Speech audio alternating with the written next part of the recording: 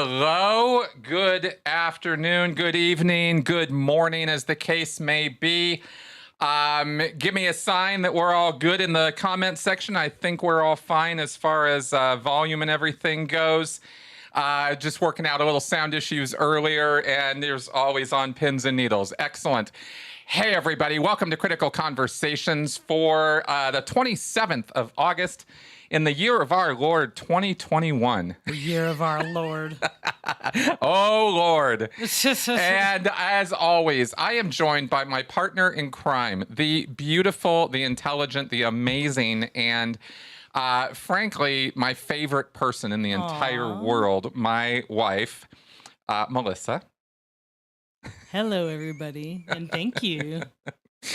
That was very awesome. Well, she's the one who really centers me in my existence, and I don't know. I try. I do my best to acknowledge that and validate that in a very public way, because it should be. And of course, we are also joined by Seven the Wonder Cat. Which we will also be checking in with in just a moment. Hey, everybody in the comments, they're so happy to see and hear you guys. Your weekly dose of sanity, Debbie. Yes, that's right. That is what we are here for, is sanity.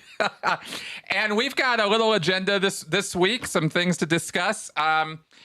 Yeah, exactly. It's time to start learning how to coercively control people. That is exactly right.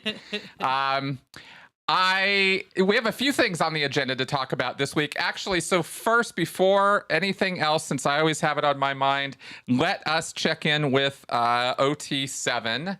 Boom, there he is. In the bathroom again, on the sink again, because that's where he likes to hang out, in our guest bathroom. Sometimes he'll just chill there for a really long time. And so I just put the camera on him today, and you'll see him just kind of relaxing in full, I don't know, slacker mode. I don't know what you want to call that. He likes to just lay around in the dark in the bathroom. Yeah, he's just that way. And he's very content. He's totally chill there until he's not. And then, of course, there he is, poking around there. And then he's not. And then he's letting us know something's up. Feed me. Yeah, he demands our attention in a very demanding way. And in fact, the actual point of the show this week is to actually talk about how Seven coercively controls us. That's probably true. I'm just kidding. But yeah, but am I? Blank if I'm like serious. He's got us in thrall to him. But it's anyway, yeah, our little Seven. Yeah, tough to coerce cats. That is exactly right. Yeah, not just the year of someone else's Lord. That's right, Alex.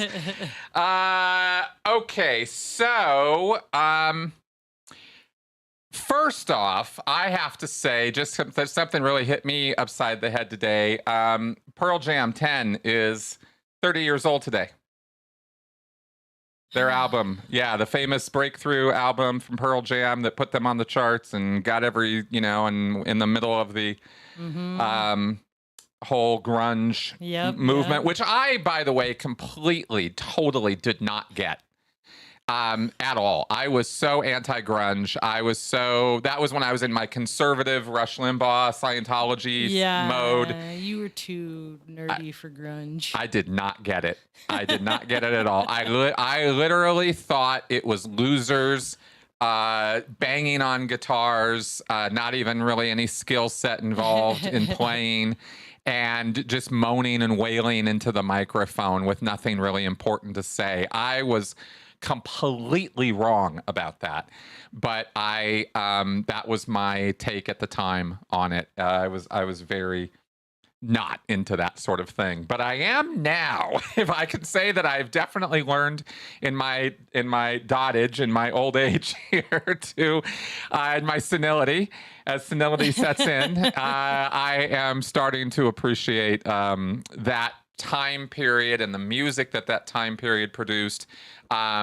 Hip hop in the rap world. I mean, we watched documentaries about this stuff on Netflix. There's a lot of really good Netflix documentaries on music and and where music came from, who produced it, the bands involved, what was going on, how it was a reflection of culture at the times, and just fascinating stuff through the 60s, 70s, 80s, 90s, and today. And anyway, I definitely have learned a lot since that time about that music and stuff. So when today I saw that it was the 30th anniversary, I just about fell out of my chair. Because that just doesn't seem like that long ago, does it? I mean, it's bad enough that it's already almost September this year. Right. But how has 30 years passed like that? I mean, it feels like a blink ago. I just don't really feel like it was so long ago that... anyway, yeah. So there's that little slice of life for you that happened today. Yeah, Alex, maybe we can still convert me to Deep Space Nine. Maybe. I won't say, I'll never say never, but we'll see what we can do on that. Okay. So, okay. Cool. Okay. Now, that happening, the other thing I thought that I would share with you guys, just because I'm actually looking for ideas, and not necessarily like I'm going to do some crazy video or something, but just I am curious about what you guys know about this, because I know next to nothing about it. And what am I talking about? This. This is a box of the Thoth Tarot book and card set, and this is Aleister Crowley's legendary tarot deck. Okay, so there's a whole book explaining it, and then there are the actual cards. And I got this week after having the most fascinating conversation, private conversation. We didn't record it, but John Atack and I had a conversation this week, and we discussed a lot about Hubbard. And it wasn't necessarily for public consumption, but it was kind of fun. And this was one of the things that sort of came up, was Hubbard and the occult and this tarot deck. And it's interesting how the back side of the deck, I don't know if you can see, that's a cross. That's a Rosicrucian cross, Rosie cross. It's also almost the exact same shape and layout of the Scientology 8-pointed cross. Never saw this until I got out of Scientology, so I never got this connection. Hubbard had made some comment in a yeah, I know. Thank you, Robert. I know it's coming. Hubbard had said something in a lecture about how the Scientology cross was based on some archaeological cross dug up in Phoenix or in Arizona or somewhere.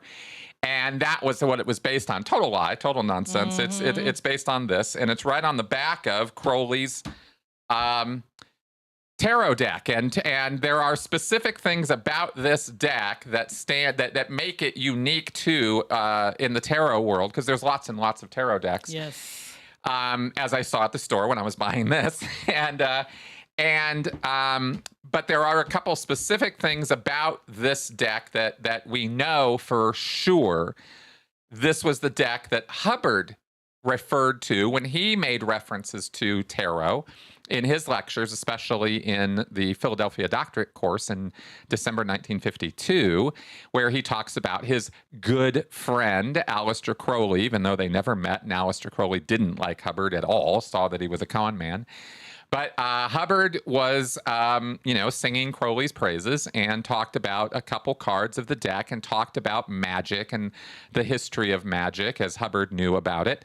From, I guess, having read parts of the Golden Bough and having studied and been an acolyte of Aleister Crowley and the OTO, the Ordo Templi Orientis, and the occult practices and all of that.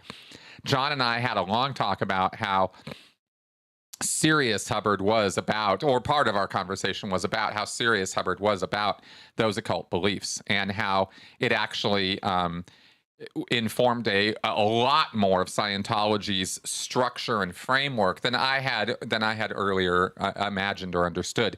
And I already knew that it was rife throughout Scientology, that the whole concept of ascendant masters who move through levels of indoctrination as laid out in the bridge, that's all from an occult framework that goes back to, Crowley and Madame Blavatsky, who were both plagiarizing earlier works. I mean, this is old stuff. So Hubbard was just taking a page off of them and formulating Scientology. And it was interesting how in retrospect, and looking at some things I'm looking at from my paper and pulling up a bunch of Scientology related material on security checking and confessionals, I'm also digging into some of this and finding, well, I guess just kind of how deep the rabbit hole goes as far as how much was Hubbard. It wasn't just sprinkling some of these occult ideas into Scientology. It was the very basis of the entire framework of it. Wow.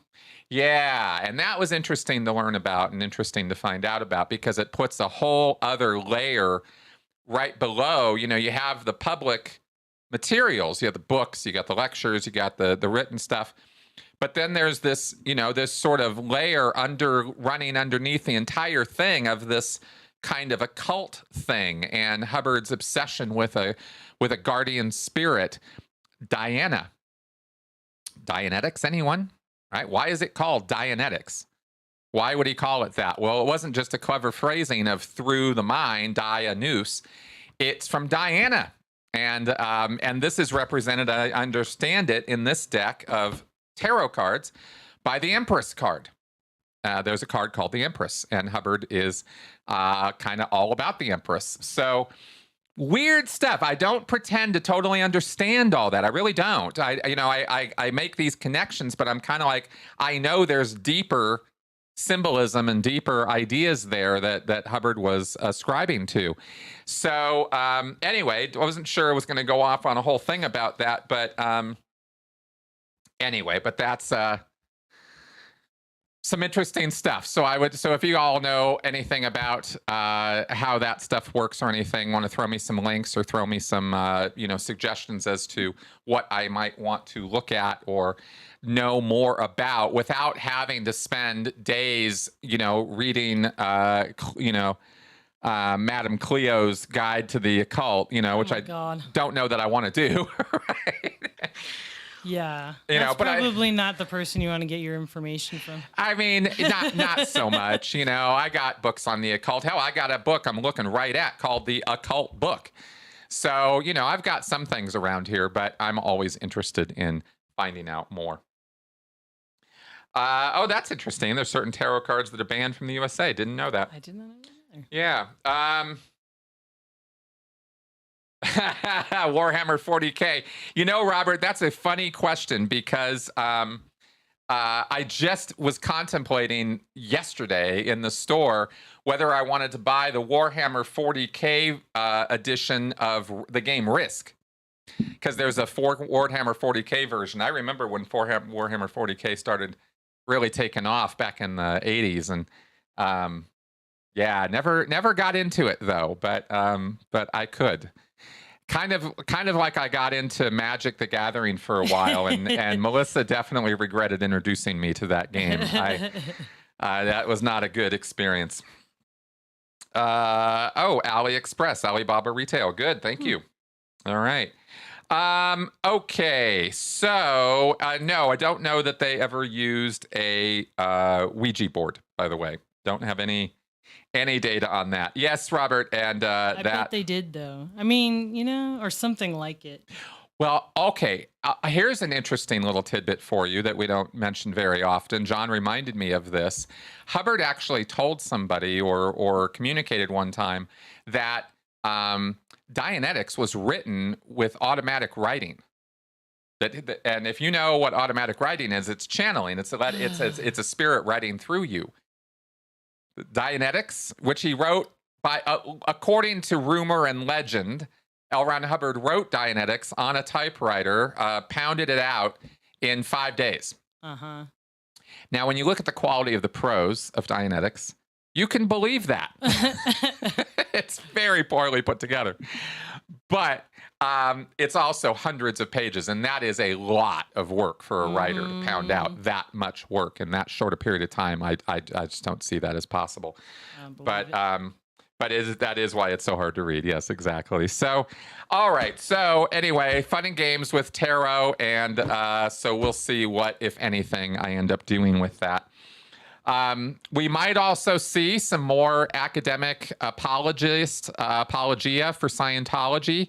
There's apparently a new book or journal or something out that has a few articles from academics that I'm told are academic apologist type works. In other words, they are pro-Scientology, pro-cult write-ups by academics that apparently have some degree of peer review if they're published.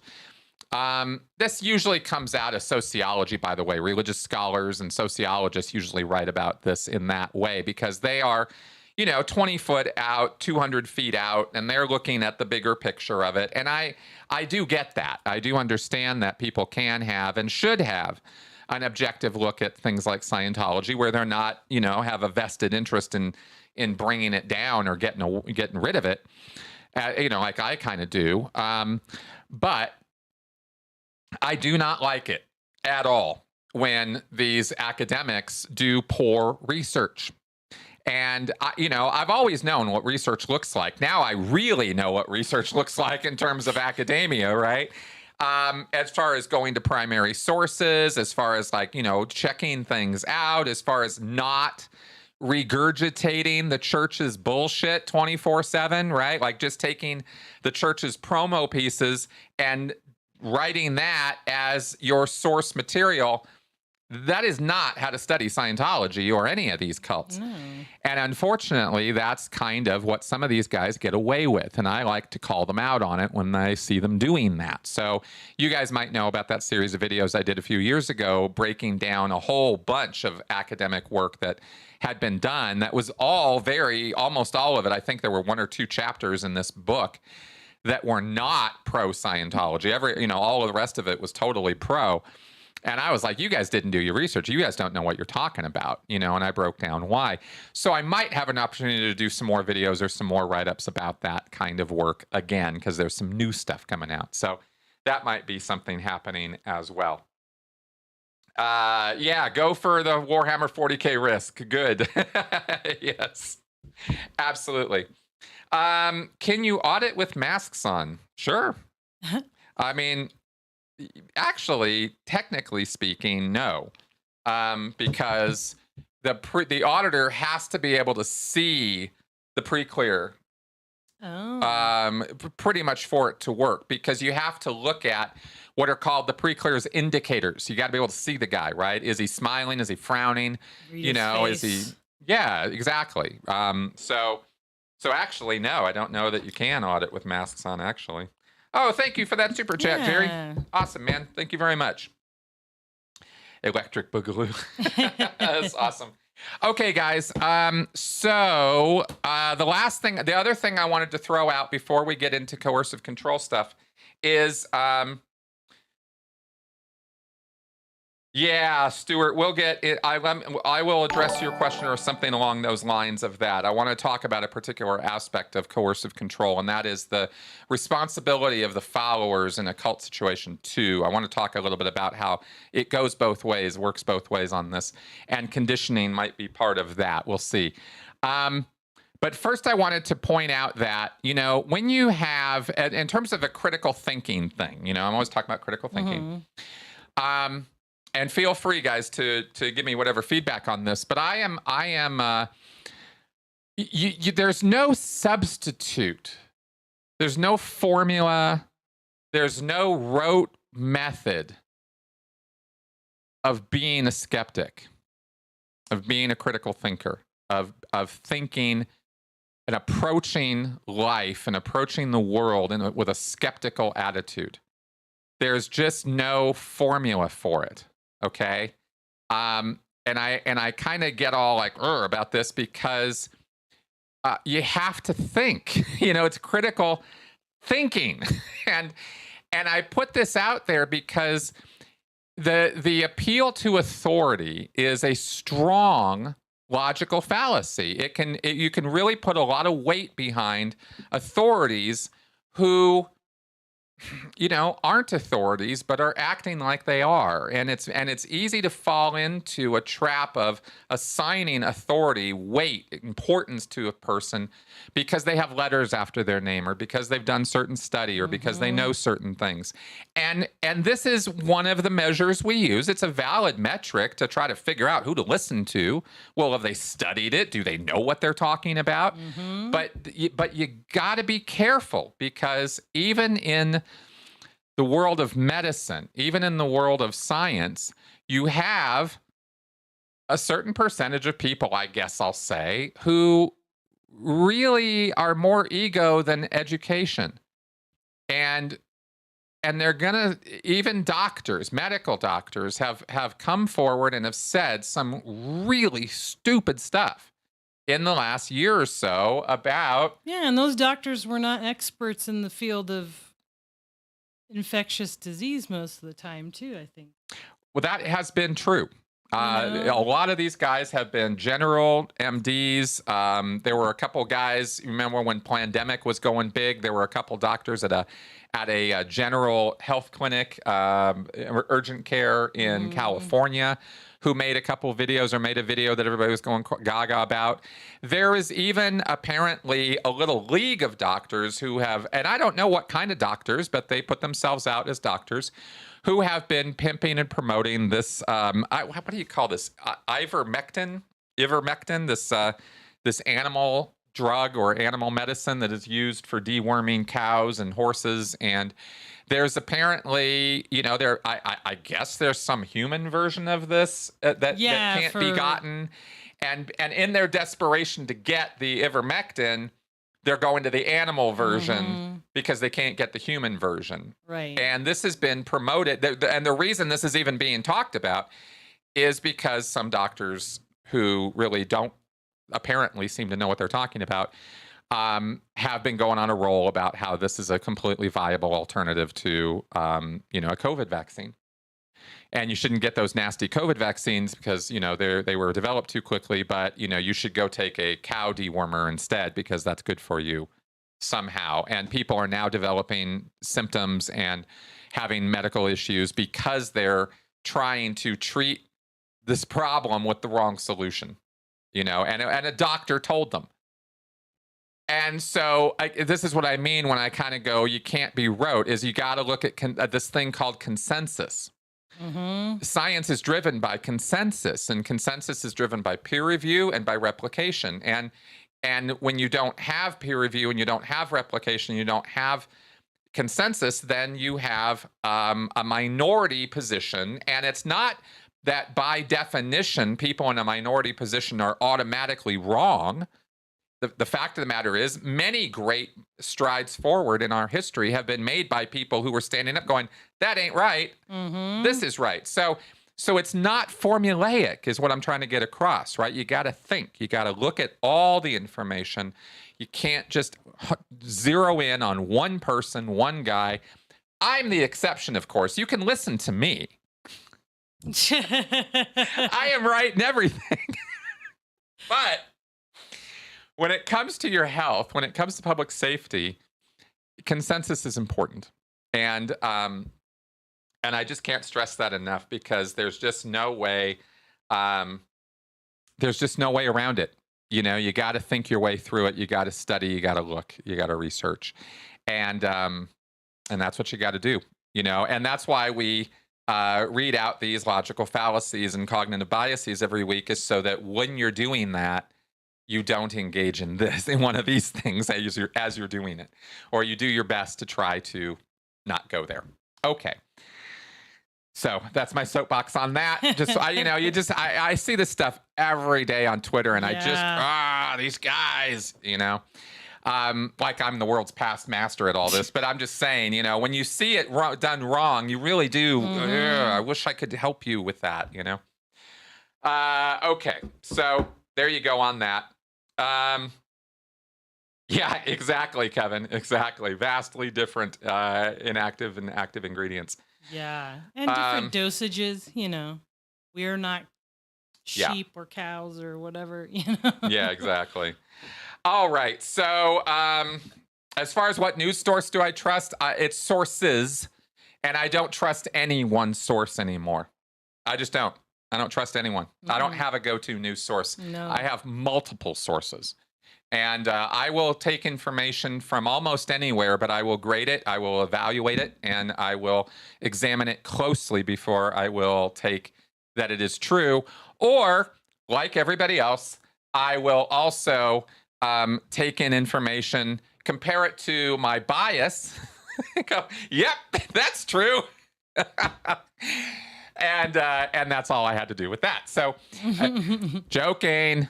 But yeah, it's not a matter of which news source. Actually, I think that see, I was kind of messing with that on Twitter this last week. I did a couple surveys or something about that, and I realized that it's the wrong question. It's which news source is best for you. It's not. It's what method do you use to analyze or assess the news? No matter which source it's coming from, whether you're hearing it from Snopes or the New York Times or MSNBC or Fox or Glenn Beck or me, how are you assessing the information? That's the actual important question, not your news source. Some sources are better than others on some things, but then they're worse on others. I can't tell you how many English people, British people have told me that the BBC is awesome for international news, but it sucks on local. I don't know, but that's how, when a bunch of Brits tell me that, I go, oh, that's interesting. Stuff like that. So, okay, so there we go. I have been on a little bit of a roll, and we have calls in the queue, so we're going to take those, and then we will get into, probably while we're on these, we'll finally segue over to coercive control. And we also have a little surprise for you guys from Mel this show that we are not going to forget about like we did last week.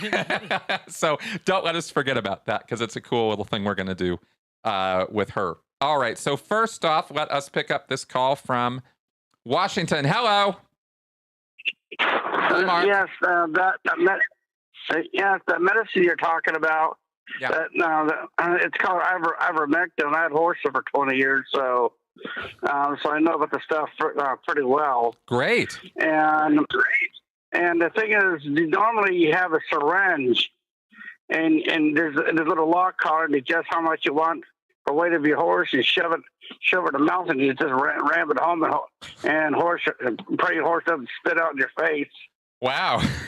Jeez. And so I know all about that, but I can't imagine somebody want to stick a tube in the mouth and squirt it. Right. Yeah.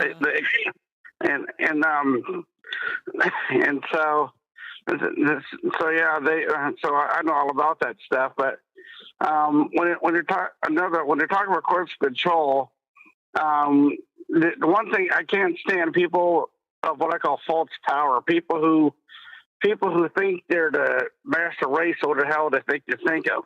Yep. And one thing that comes to mind above all else are these damn rent-a-cops that let that fake badge, that fake uniform go to their head, and they just bully people. When they come up, randomly come with somebody and demand their ID, when somebody says no, they threaten with arrest. They're just really arrogant, bully bastards, and they just take they're rent-a-cops, for Christ's sake. They're not real cops, right? And they take their jobs just way too damn seriously, and they just love this just bully. They're just paid bullies. I hear you, man. I know that certainly happens, and I know that ego is an amazing and powerful force for some people. They let their authority go to their heads, and that's not a balanced, healthy thing to do. No. Yeah. Yeah, I hate that, man.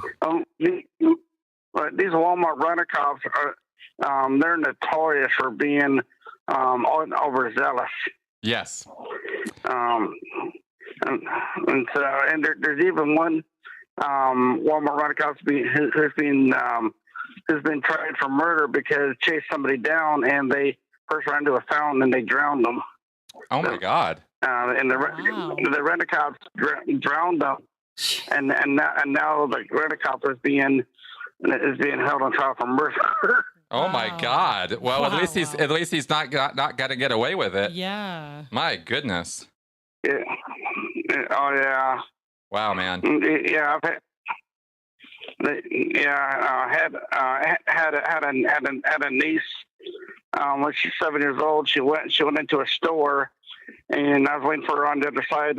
And the cashier forgot to deactivate that little alarm, and the alarm went off. She spun around, wasn't sure what to do, and this rent-a-cop tackled her, and I really got pissed off. And I just kicked the rent-a-cop in the head until he finally let go of her. Wow. Yeah, I don't think they're supposed to do that. I don't think they have the authority for that. Yeah, I don't think so.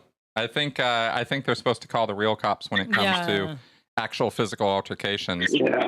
And most of the time they're not that interested. But I think you get some of these bright bulbs who get a little power, mad. They start thinking they have more power than they do. And that is absolutely demonstrative of a great example of the kind of place where really nasty or destructive coercive control comes from, as people letting that kind of power and authority get to their heads. Yep. Yeah, big time, man. All right, well, thanks for calling in, Mark. Yep. Okay. Appreciate it. Bye-bye. Bye. Bye. All right. We got another one here. Santino tolerance? Okay. Hello, Santino? Hey, Chris and Melissa, how's it going? Hey, did I get your name right? You sure did. Yeah, it's Italian. You can call me Tino. That works too. But Excellent. Santino, yeah. Just wanted to say, Melissa, always nice to see you on set. And I got to say, you're like one of the best wing people I know. You're very thoughtful with what you say. You remind me of a good friend of mine. He doesn't talk a lot of parties very much, but when he says a joke, it's like the funniest joke of the night. It's like a mic drop. And I see Melissa do that all the time. Sorry, Chris, you got a sense of humor too, my friend, but I think Melissa's really the comical one. I think you're absolutely right about that. I completely agree with you. Right on. You guys are a great couple. Thank you. Anyway, I have kind of I think couples should be celebrated a bit more when they make it work, right? Okay, so I've got kind of an interesting, fun, and I will try to make it a short story, but I also really want your feedback, Chris, on this one. Yeah, what you got? So you and I are both the same age. Okay. All right. So I guess I'll title it, I was in a cult for a day. When I was in high school, in like grade 8 and grade 9, I had a learning disability, dyslexia. Hey, Tom. And, stuff like that. Had a real hard time learning. So I started taking, by about grade 9, started taking the classes that were really easy, right? Like cafeteria, like where you don't even learn how to cook. You literally learn how to deep fry tater tots, that kind of stuff. Easy A's. And so one of the classes I took was a class called family planning, which, at the time, to be honest, was mostly girls, which wasn't bad. And, but that was an actual class, right? So I would go to this class, and it was just basic stuff they would teach you every day. And there was a TA in the room. And then finally the teacher on a Monday goes to the whole class. She's like, oh, okay, so our TA Pearl has invited us to a special communications course on Friday. And, me, I'm like, ding, ding, ding, ding, ding. I used to get out of school. Like, it's, you know what I mean? I'm like, all right, sign me up. So the whole class goes to this thing, and things got strange really quickly. And this is why I'm asking for your feedback, not so much to share maybe an innocuous story, but also like, I don't even think it was Scientology, but it was very much related to, or could have been, or like Nexium-ish. So we get there, and keep in mind, we're all teenagers. We're like, I would have been 14 or 15 at the time, so young kids. And then, the teacher and then this TA who brought us into this group. As soon as we get there, there's older woman with a man who looks like half her age, so I don't think they were like a couple, right? Which is what you assume first, I guess, when you're a teenager, when you see couples. And she just announces to all of us, she's like, I've been doing this for years. This is my friend Daniel.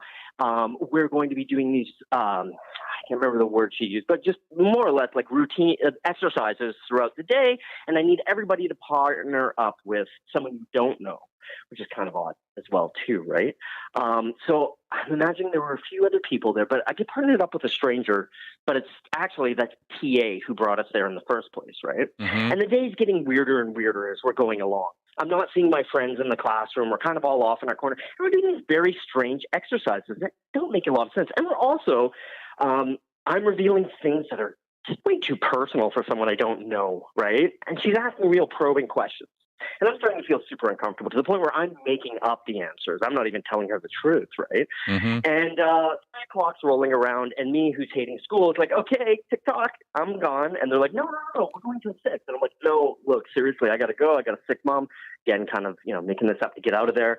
And they're really adamant. They wanted me to hang out with them. And I'm like, no, look, I got to go. So anyway, before I go, this person who I've been paired with all day grabs me, and she does this weird ritual with rubber bands where she's like, this is me, this is you, this is what we did today in the middle by overlapping them. She pulls them apart. I'm like, that's strange. I leave. I go home.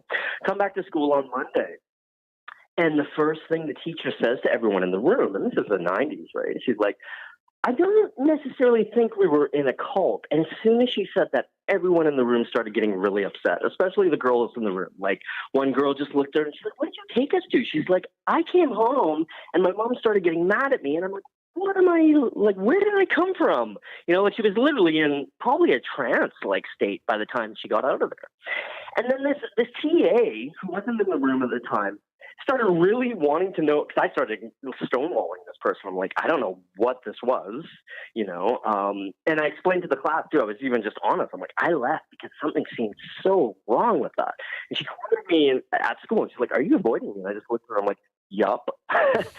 So my question really is more so that's just kind of a weird story. It's like, one, is that the kind of outreach that a group like Scientology does? Because to me, it seems really stupid and actually quite careless to be collecting a whole bunch of underage kids to put them through training routines that, are way out there. So I probably won't ever get to find out who this group was, because I don't know if that was Scientology, and it was too early to be next in. But I was just curious, what you think, just from hearing what I said, what the hell did I go to as a teenager, Chris? What was that day all about anyway? It was a very strange day, and it's one I've remembered my whole life. So it ties into a lot of themes and things I've seen in the Nexium documentaries and what you've talked about. So I'm just curious to get your feedback, man. No problem. First off, were there any pictures of L. Ron Hubbard anywhere around? No. From what I recall, it was in the basement of like a house, maybe a daycare. I don't really remember. So I didn't see any pictures of L. Ron Hubbard around. All right. But you know what? I wouldn't have known what he looked at at the time either.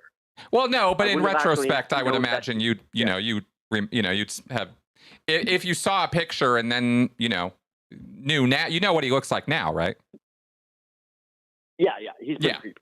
Okay. So I probably would remember some creepy guy dressed up like a sailor. Well, there might have been. I mean, there's a lot of pictures of the guy. There are possible scenarios where that could have been Scientology, and that could have been some bright bulb in Scientology deciding, your teacher's assistant's the one who initiated that whole thing, right? Mm-hmm. Yeah, so she could have been a Scientologist or member of some other group that had some sort of personal enhancement deal. And it's very unusual, Scientology especially, well, not especially, but it's unusual for a group like that to go to a high school. That's unusual. And that gives me the idea that the TA was we probably... didn't go to a high school, yeah. I'm sorry? They didn't come to the high school. We went off-site to a place. Yes. What I remember. No, I get that. So the TA was the one originating this, right? Who impelled this to happen? Yeah. So it seemed... That's right.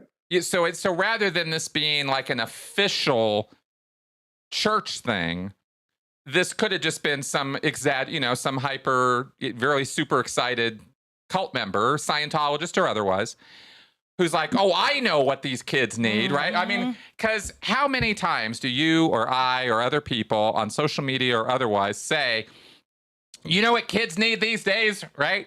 I'll tell you what these kids need an education in. Communication, right? Or critical thinking, or this or that, right? I mean, we all do this. And of course, we all forget what we were really like in school, right? We weren't there to learn. So that at least I sure as hell wasn't most of the time. And a lot of the time I was asking, what am I ever going to use this tater for? Tots. What's that? Yeah, tater tots. That's right. I was there for the tater tots, man. Exactly. That was it. Exactly. So it might have, like I said, it might have been some bright bulb, some really excited person who was just kind of going off on a tear and convinced the teacher to do that. It being a high school situation, frankly, I'm shocked that anybody got away with anything like that, because generally speaking, school kids are off limits for just about everybody unless you go through about 3 different approval processes, as I understand it. But it's amazing how stuff sneaks in there. It really is, And so this is why I'm thinking your TA was the source of as the source of this, already had an in, convinced the teacher, hey, this is going to be great for everybody. And then the next day, everybody's like, what the hell was that? Yeah. It was really strange because we all felt like we just put our fingers in the socket for very briefly. And we're like, everyone felt fried. Like, yeah, it was very strange. Exactly. Well, interesting. Does Scientology do anything? Because I know they will they promote things through this wasn't the way to happiness or anything like that. We weren't really learning any tenets. We were practicing routines of something or another, right? So that's something that Scientology, like you said, they don't really infiltrate schools anymore. Because I know they've run programs before for literacy and stuff like that, but I've never heard of anything like this where we were actually doing, to me, what seemed like Scientological techniques, if I said that right. Yeah, no, absolutely. So, I mean, okay, well, let me ask you, were you sitting across from each other and just looking at each other? Was that part of the drilling? That was pretty omnipresent from what I remember throughout the entire drilling. And I thought maybe the rubber band technique I told you, because that's really like I said, throughout the day, all these things that they were doing, these questions and exercises, I can't remember the specifics except when I left, which was her grabbing 2 rubber bands and explaining to me what we shared that day, which is very creepy to have your TA tell you that. Yeah. It does seem inappropriate at best, and just straight up weird at worst. All I can say is that's weird.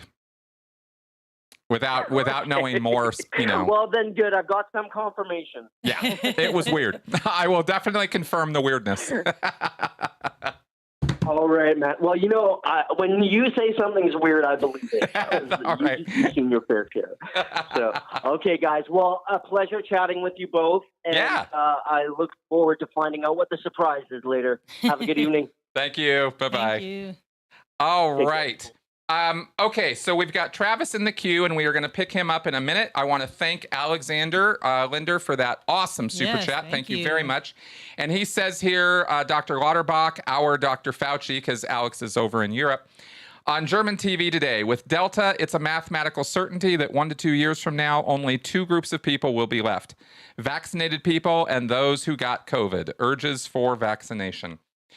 Fair enough. That is alarming, but could be true. Yes. And I'm certainly not going to sit here and say it's not. That we need to get this under control. This has been going on too long. It is too ridiculous, and we need the fringe to get on board. And I get it. Vaccinated. Let me say though. Let me actually say this really super loud and super clear.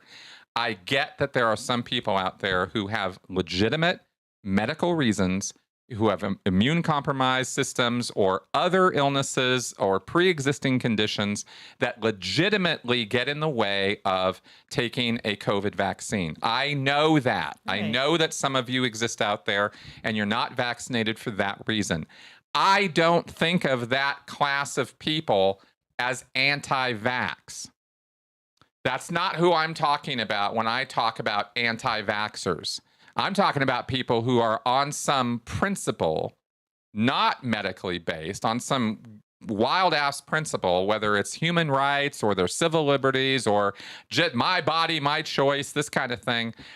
Those are the folks I'm targeting or looking at or trying to address when I say, look, guys, get vaccinated. Don't go ivermectin and this and the hydrochloroquine and all the other nonsense. It's just, the science on this is the consensus science on this is clear. And the fact that the FDA approved one of the versions of I think the Pfizer vaccine this last week, we're on the right track with this stuff, and it does work, and it is right, and it is effective, and we should be doing it. And that's my best foot forward with that.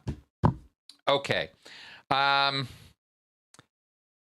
the poster about fewer chosen. Many apply, fewer chosen, I think is the thing you're talking about there, Henny, at least if that's the Scientology reference. Okay, now let me say this about coercive control, because I really didn't want to go on a whole roll. We got great calls coming in, so this is awesome. But let me just make this one little point about this, because I thought it might be kind of important. There is a responsibility that exists at both ends of the cult follower coercive control relationship, even in a domestic violence situation where you have a one-on-one kind of cult dynamic. We have to be honest and real about the fact that both parties are contributing to and creating the situation. Now, that being said, if we're looking for right, wrong, good, bad, blame, responsibility, well, we can certainly look to the side of the controller or the abuser, because they're abusing. I mean, that's taking advantage. That is subjugating, controlling, coercing somebody. That's not good. There's no judgment here that they're the good guys in this picture. But we also have to acknowledge that the other side of this is not just sitting there passively receiving all of this. There is a contribution occurring as well on that end. So it's not blaming the victim. That's not my flow at all here. What I'm trying to point out is that the way to avoid falling into such situations is to never, and I do mean never, give over all of yourself to anything or anybody. Right. Just don't do it. As tempting as it might be, as amazing as this person might seem, as amazing as this group might seem, that's the point where you have a power of choice, where it's your determination as to how much of yourself you're going to invest. That's on you, because you're the one who is making those decisions. Now, when you are lied to, when you are deceived, and the decision-making process is skewed and you are being taken advantage of, and you can make bad mistakes or bad decisions based on lies, okay? This is not giving these guys... You okay? Yeah, okay. That's not giving them a pass in any way, okay? That's not my flow. L. Ron Hubbard... Keith Raniere, Jim Jones, these are bad people. But the people who fall in under them are looking to these figures for emotional support, for psychological support, for their emotional needs to be fulfilled. If we really were going to bring it down to a simple thing, they're looking for this person to fulfill their emotional needs. We are social creatures. There is no avoiding social contact or the need for it. We're never going to get away from that. That's not, I'm not saying close yourself off, be an island, push everybody away. It's not that, okay? But it is, don't at the same time go all the way the other direction. Yeah, be careful. Take your time getting to know someone. Exactly. They're trying to rush you into things. Probably not okay. Exactly. And this is where stop, think, give yourself a couple days before you ever make an important decision about anything. Always get a second opinion. Always look to another source of information. Always, always, always. This is where the critical thinking comes in. And critical thinking can become a shield, a suit of armor for you if you use it the right way, if you use it accordingly, right? And it's not a foolproof system. It's not that you're never going to get fooled or never going to get lied to or never going to get deceived. But the chances of hitting you are going to be a lot less if you have your critical thinking hat on and you use it, okay? And that's what I wanted to kind of get across in a nutshell. I could talk a lot more about this. So you guys know how I go, but that's what I wanted to say about that. Gur Roar, I want to thank you for that super chat. Awesome. Very much appreciated. Yeah, don't overswing my pendulum, bro. Exactly. Yeah, Just got to get this stuff under control. As far as what kinds of methods are used to control people, Xion, it's all the usual suspects. I mean, it's lies, it's deception, it's overt control, it is intimidation. The three things that allow coercive control to occur are isolation, manipulation, and then the control. Those are the three factors. Control in and of itself is not bad. You have to control your environment. You have to control yourself. You have to control other people sometimes. You just have to. Then there's nothing wrong with that. Control in and of itself is not a good or bad thing. It all depends on the context. Right. Coercive control, that's bad. Coercive control is bad because it uses isolation to get you away from the other sources of information, away from the things that could distract you or detract you away from, or get you away from this source of control. So isolation's really important. It's a really important element. And then there is the manipulation, and manipulation has to do with deceiving you, telling you lies, puffing you up. This is where the love bombing comes in. It's ego puffing, right? You're so great. You're so awesome. You're so amazing. Everybody loves hearing that. Oh, yeah.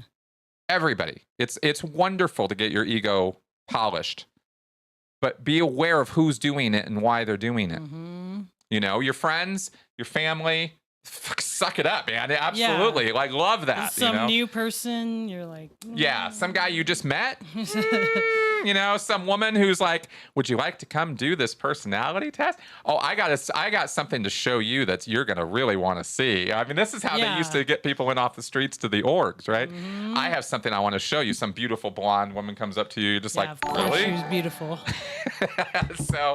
So those are the things. Those in broad strokes, those are the things you're looking for. And there's thousands of ways these can manifest, but isolation, manipulation, control. Those are your elements of coercive control.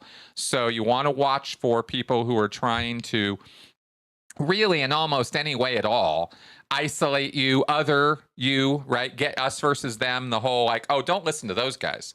Don't listen to him. Don't listen to her. Even one thing I think I've been fairly consistent on through the years is when people come to my channel and say, I'm going to go into an org, I'm going to read this L. Ron Hubbard book, I'm going to go look at this to find out what it is for myself. I'm pretty sure I've been 100% consistent on this, that I have always said, go for it. Do it. Go find out for yourself. Go read the books. Go into the org. See what that experience is. You don't have to take my word for it, right? I mean, I've got a lot of good words, and I've got a lot of lived experience, but that shouldn't be my words. My experience shouldn't be the be all end all for you or anybody. Yeah. If you want to go find out for yourself, go for it. If the information I'm giving you is adequate for you to know that that is something that should be avoided like the plague, great, because it should. But, I'm not the one who's trying to isolate those people away from Scientology is kind of where I was going with that, right? It's like people who are discouraging you from finding out information, finding out more, experiencing more. You gotta have a little bit of suspicion about that. Maybe they have your best interests at heart. Often people do. But, hey, man, don't jump off that cliff. You probably don't want to do that. Right? Yeah. I mean, sometimes it's good advice. But just going and finding out about something, probably not. So, okay. So anyway, those are some points I wanted to make there. Let us take this call because Travis has been very patient. And then we will do our Melissa segment. Hey, Travis, are you on there? I am, and greetings, and hello, Melissa. Hello. Hey, welcome to the show. So, thank you. I'd like to tell you, Chris, that before I move on to my Scientology question, I may be able to find it online, and I'll try to send this to Ask Chris Shelton, and that is, there was an article that was run in Hustler magazine by a psychologist who described the elements of mind control or brainwashing people. And it was for people to watch out for these techniques. Mm-hmm. Yes, it was in the Hustler magazine. for whatever reason, and it was a legit article. I had seen an interview with the guy early 90s, and I'd never actually seen the article in the magazine itself. I'm sure it's online somewhere. Yeah, so I'll try to find I'll that see if I can dig up that Hustler. I'm sure he's really going to be disappointed at looking at a Hustler magazine. I'll see what I can do to find it. Yeah. Okay. I was never disappointed looking at that magazine myself, but that was another discussion. Right. Now that moving on from that, Chris, there is a Hubbard policy dated 21 April 1960, and it's titled "How to Sell Your Friends." Is this something that you had heard of? Does it ring a bell? I've heard of that. I remember that bulletin. I don't remember what it says because it wasn't one I referred to very often. So you'll have to remind me, but I am familiar with that title. Okay, I read this policy letter, and I thought perhaps this was something that you use to, reg people? Mm-hmm. Go and find errant fish, if you will, and bring them back to the fold. That's right. It was the opening. The premise is, and Hubbard wrote this, and I'm not sure where in the Scientology timeline this was. It's likely that he was still formulating Scientology itself. The opening question or statement and or question is that why are people in this age, meaning modern knowledge and so forth, not leaping to Scientology? And he said a new startling science, as if Scientology is startling for a good way. It's not. Right. Now, there's a 4-step process that he lays out, and he says that, and that is Hubbard's to whom I'm referring, is that the people who are the friends, so to speak, are stuck in the first 3 steps. He calls them the majority steps for some odd reason. Mm-hmm. And the steps in order are help, control, communication, and interest. Interest, that's right. Yep, I'm familiar. This was a method. Well, this was a method that Hubbard put forward in 1960. You're right. There was a whole Congress about this, a whole series of lectures about this. And Hubbard, there were 2 different ways over the years. There were 2 main ways that Hubbard described how you can use Scientology techniques to overcome objections, barriers, ignorance, etc., and get people to a point where they were interested in Scientology. That's why interest is the last of those points. First, you have to flatten or deal with these first 3 points, because those are the things that are preventing a person from coming in and learning about Scientology. So control, for example, they might be unflat on control. They don't like being controlled. They don't like controlling other people. They got a big button on control. Well, Scientology, of course, is going to control them. So you're going to have to deal with that. And that might be one of the things that might be keeping somebody out of Scientology, is they have too much self-control. It's basically the problem in real English, but I'm giving it to you from the Scientology vantage point there. Right, and that's why I'm asking about this, is because I have to tell you, I read this policy letter. It is the most ridiculous thing I've read so far in Scientology, and I've read through quite a bit. Mm-hmm. I know middle school students who could come up with something far more polished and intellectual and with intellectual depth than this silly thing. And that's no knock on middle school students. I'm not saying that they're dumb, but my gosh, they're teenagers. And here's Hubbard, a grown man, coming up with a very sophomoric deal. Yeah. One of the lines in there is that this works for everyone. Yeah. Yeah. Hubbard liked making that claim. Okay. Yeah. Yeah. Well, I read through it. It didn't work on me. Exactly. Exactly. This was something Hubbard was really actually struggling with, is how do you generate interest in Scientology? And this was one of his first real major stabs at it. But I'll tell you, from the inside the bubble, that shit was confusing. people could not get their head around it. I only know about it because I went over it like 3 or 4 times. I mean, it was something that was important to me. I was out doing recovery work, but those buttons, those points of help, control, communication, interest, those did not work for me either. That's not how I recovered people into Scientology, was by doing that. So I think that was a big dud on Hubbard's part. That really never took off. And Miscavige tried to resuscitate interest in that when he released the basics and, you know, was putting all this stuff out again. And this was a big release and dissemination Congress lectures or whatever. And it was another dud. Nobody got it. Nobody could get their head around it because it was very arcane. It was very difficult to understand what he was even talking about, or much less how to use this to change hearts and minds. It really didn't even get well received by Scientologists. Okay. Yeah. And that internal inconsistency is likely something that was just merely glossed over and somebody looks the other way. I think something that perhaps ties into your subject this evening is there is one line that jumped out from that policy, and that is, I'm more than welcome to hearing your explanation here. The line says that overts lead to overts. And once a person has this explained to them, normally once they get that, they're willing to talk. Mm-hmm. Now, the reason why I think that this in some way ties into your subject tonight is I'll put this into my own words. Mm-hmm. An abusive relationship, if I tell somebody that they're nothing without me, and then they're going to continue to screw up no matter what, and I'm the one that's going to save them from themselves. And, you know, you can either go downhill and get rock bottom, or you can help me save you right now. Which is going to be? Yes. And that's what this sounds like to me in a rather inarticulate fashion.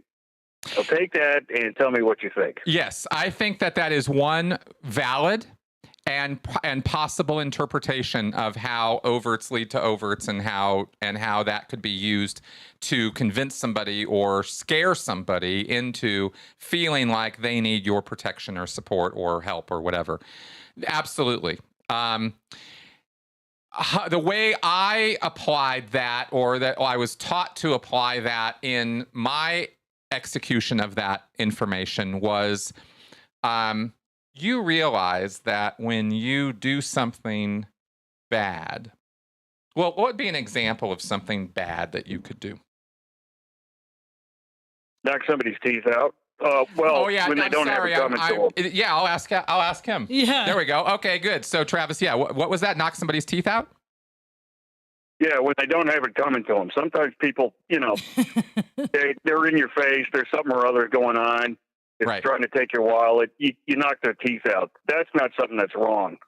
I'm talking about the guy walking down the street. But, now, what would be something that here's the clincher on that, though, is then that doesn't really answer the question.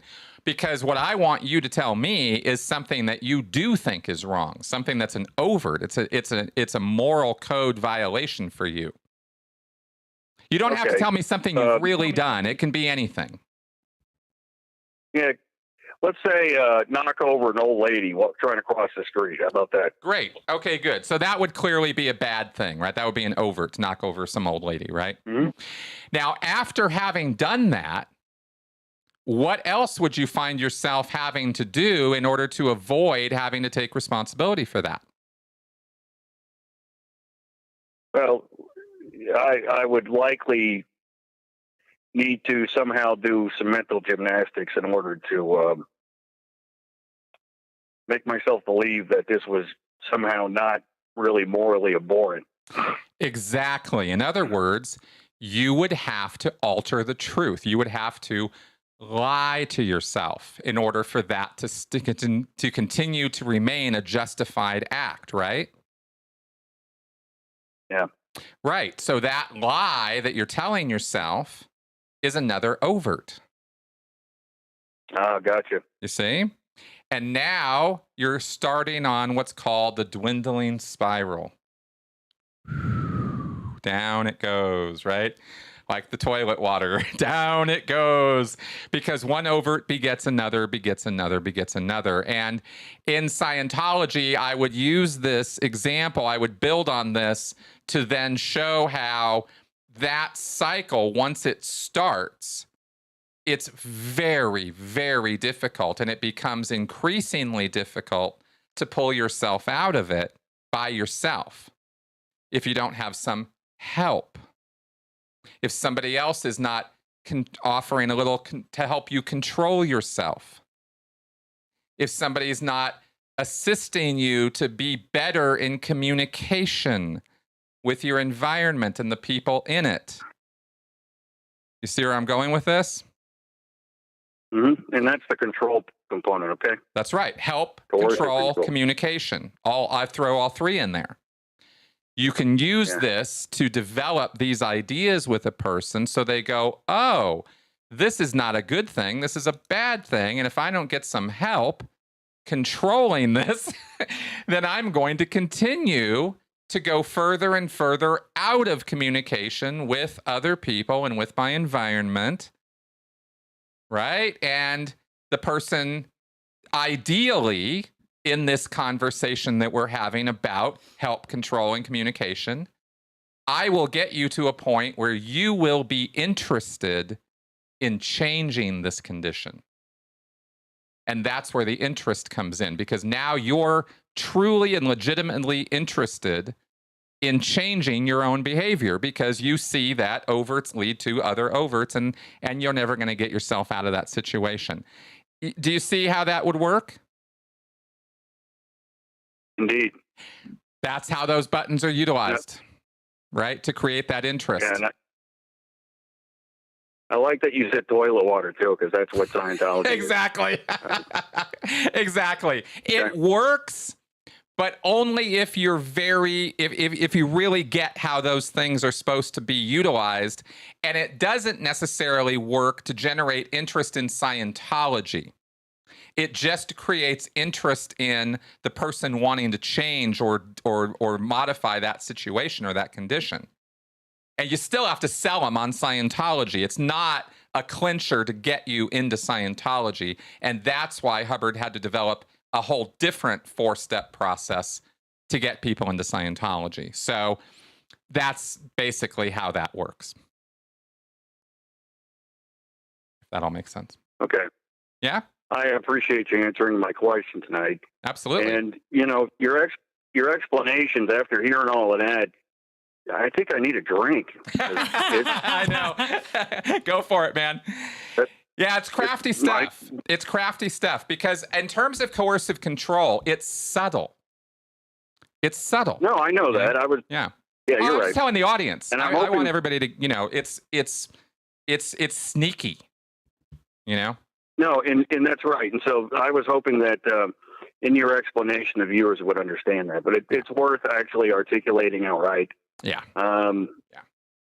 Hey, good stuff. Well, y'all have a great rest of the night, and thank you for taking my call. Take care. Awesome. Thank you, man. Bye-bye. Have a good night. All right. Cool stuff. I always love Travis Cohen. He's got the best questions. He really digs into the Scientology material. It really makes me think. Because I haven't thought about help, control, communication, interest in years. So that's funny stuff. Yeah, water go down the hole. Okay, good. Oh, hey, Flint. Thanks for that.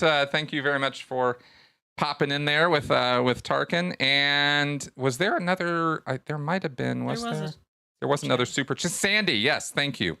There we go. Thank you very much, Sandy. That was awesome. Guys, comments are awesome. So we're a little over time, and we are going to move to this segment because I'm not going to let this not happen again. Someone suggested that Mel might be great at picking like a quote or a piece of information, maybe around the subject of mental health, and this could be another discussion point or something to think about during the week, and maybe we come back and talk about it next week. So what you got? I have a quote from Stephen Fry, who, for those who don't know, he's a British actor, usually comedy. He also has bipolar, so he's very familiar with mental illness. So I liked this quote by him. It's hard to be a friend to someone who's depressed, but it is one of the kindest, noblest, and best things you will ever do. True that. True that. It can be hard. It can be trying. It can be difficult.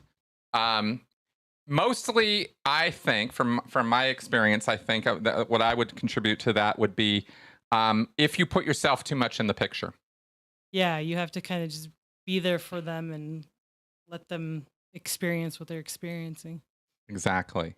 Because I think it's more about listening than it is about maybe solving their problems or right. or even trying to go there. Yeah. You know, I will say that, and I think I've said this before, I think we've talked about this, that, you know, the things that the person is saying are not necessarily the things they're actually upset about when you're experiencing a depressive episode. That's for sure. You know, these are the triggers are almost always, and I'll say almost always, unknown. I mean, unless you're going to therapy and really deconstructing and figuring it out, you're not really sure what's triggering you. And so when somebody's giving you all this advice, and I've had to,